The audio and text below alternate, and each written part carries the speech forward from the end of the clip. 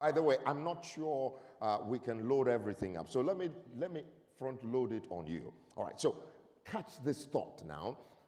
That your significance and relevance are determined by God, not by anybody. I need you to write down that somewhere so that the day that you feel oppressed, go and read it.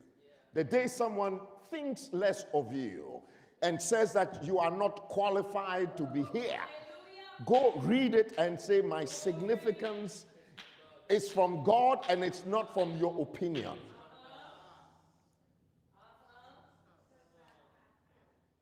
My significance is tied to the purpose of God for my life and not the opinions of men. Now, just in case, some of you have never been rejected before. Some of us have. Rejection is painful. It's confusing.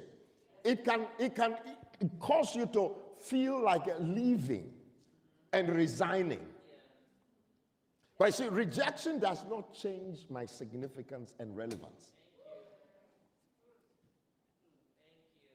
So 4 things I want you to write down. I can be rejected by people, number 1. Number 2, there's a level of preparation in obscurity. Number 3, I will be remembered in crisis. And number 4, I will be restored to relevance. So, rejected by people, number 1.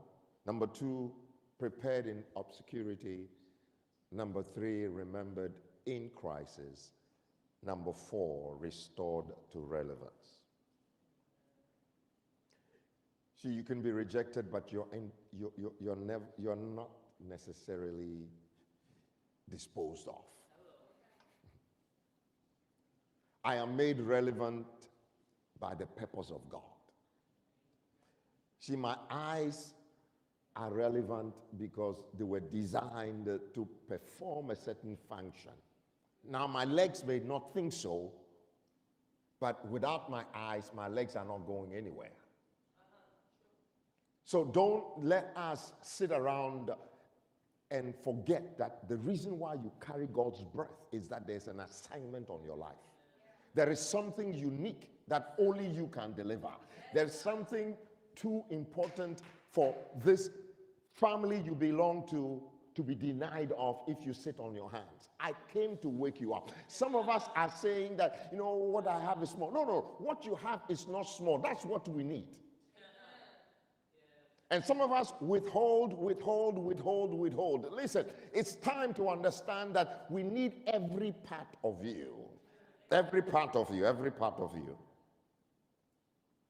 Now, this gentleman, Jephthah we're looking at, if you look in the book of Hebrews, he's one of those who are listed. And the author of Hebrews said, I don't have time to go into all these guys. All right. Now, they include a bunch of guys that they were able, by faith, to subdue kingdoms. I'm talking about Hebrews 11:33, who through faith subdued kingdoms. They worked righteousness. They obtained promises. They stopped the mouth of lions. They quenched the violence of fire. They escaped the edge of swords. Out of weakness were made strong, became valiant in battle, and turned the flight of the enemies of their aliens. Listen, these guys, which include this Jephthah guy, I believe the story of his background was necessary for us to catch a glimpse of God's inner workings. The backstory of 18 years trauma, God was setting up a deliverer.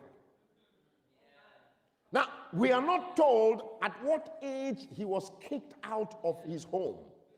But within the 18 years of trauma happening and the people crying on God, God was cooking up a man who would rise up and defend them. God is cooking you up. God is setting you up. God is orchestrating. And it looks like the cooking, just think about it. Anything that is being cooked feels a little bit of pain. Now, he needed levels of rejection to be tough. I notice with God that God sometimes is not committed to my comfort. He's committed to design. He's committed to me coming out the way I need. So there's going to be sometimes a squeeze. And unfortunately for Jephthah, his squeeze came into his life unknowingly. No child knows who gave birth to them. He just came out. Now he comes out and he has a stigma, which has nothing to do with his future. Has nothing to do to where he's going.